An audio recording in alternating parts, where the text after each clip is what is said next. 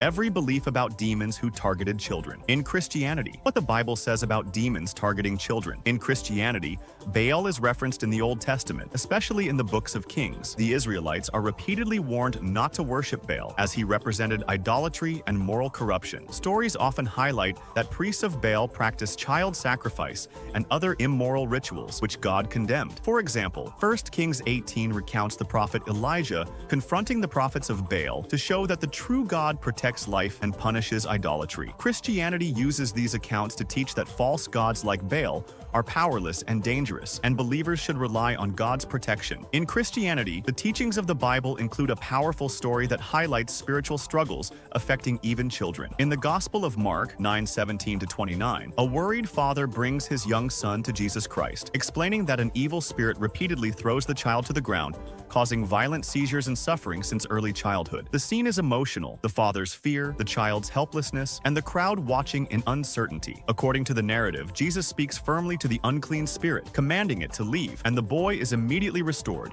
showing divine authority over evil forces. A similar account appears in the Gospel of Matthew 17:14-18, where the child is described as severely afflicted until Jesus heals him. Christian scholars often explain these passages not to create fear, but to emphasize compassion, faith, and spiritual protection for the vulnerable. The storytelling reflects a broader Christian belief that while evil exists, God's power is greater, and care for children is deeply valued. These verses are commonly referenced in sermons and educational discussions about spiritual struggles and the importance of prayer, faith, and protection for young lives. In Islam, teachings about jinn and evil spirits threatening children. In Islam, Baal is mentioned in the Quran as one of the idols worshipped by ancient peoples. Surah Al-An'am 6:137 describes how some communities, following the ways of Satan, offered their children to idols like Baal, seeking favor from false deities. The Quran condemns this and stresses that Allah's protection is far greater than any idol. While Baal is not a devil in Islam, these verses illustrate the spiritual danger of idol worship and the importance of protecting children through faith, prayer, and recitation of protective verses such as Ayat al-Kursi 2:255, Al-Falaq 113, and An-Nas 114. In Islam, teachings about unseen beings come from the Quran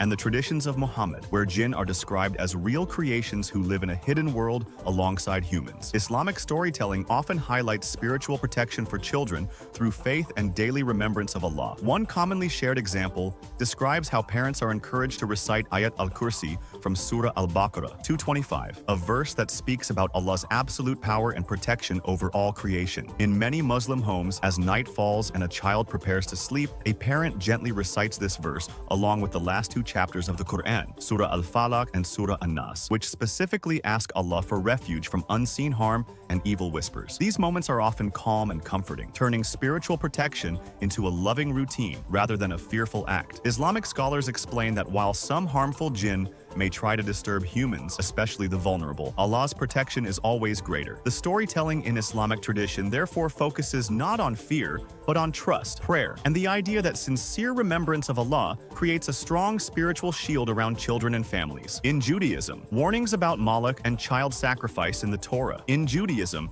Baal appears in the Tanakh/Torah as a Canaanite deity, often associated with fertility, storms, and idol worship. The Torah explicitly forbids the Israelites from following Baal, linking him to child sacrifice and immoral rituals. Leviticus 18:21 and 22-5 warn against offering children to foreign gods, particularly Baal and Moloch. Jewish teachings use these references to stress moral duty, the sanctity of life, and spiritual vigilance. In Judaism, the sacred teachings of the Torah contain strong and emotional warnings meant to protect children and preserve moral values within society. One of the most striking passages appears in the book of Leviticus, where the Israelites are warned against the ancient practice of offering children to a false deity known as Moloch. In Leviticus 18:21 and Leviticus 22-5, the text describes how some surrounding cultures performed child sacrifice as part of idol worship, and it firmly commands the Israelites never to follow such practices. The storytelling tone of these verses reflects a moment in history when communities were struggling between faith and harmful traditions. Imagine a society standing at a crossroads. On one side, fear-driven rituals, and on the other, a moral law emphasizing the value and protection of every child. The Torah presents this command not only as a religious rule,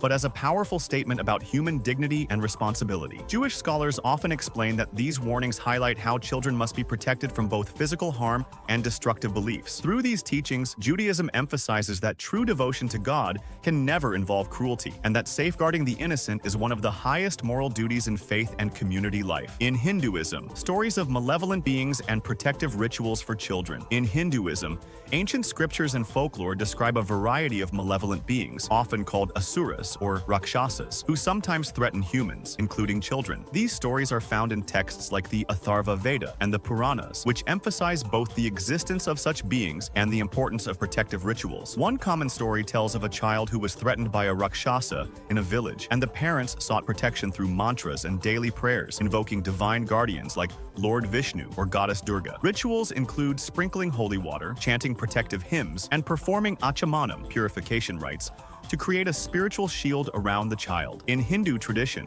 these practices are not meant to instill fear, but to teach mindfulness, devotion, and the belief that divine power safeguards the innocent. Storytelling often highlights the contrast between vulnerability and divine protection, showing that while malevolent beings exist in the unseen realm, sincere prayer, ritual, and moral living can ensure safety. These narratives are passed down through generations, emphasizing that children are precious, and communities bear the responsibility of nurturing them with spiritual care and vigilance. In Buddhism, beliefs about spirits and demons harming children. In Buddhism, the unseen world contains beings like Maras, Pretas, and other spirits, some of whom can cause suffering or mischief among humans. While these malevolent beings are not worshipped as gods, their actions can especially affect vulnerable children, disturbing sleep, causing fear, or even illness. Traditional stories highlight the importance of spiritual awareness to protect the young. In many Buddhist cultures, parents recite mantras like the Heart Sutra or display sacred symbols in the home to ward off harmful influences. Dharmapalas,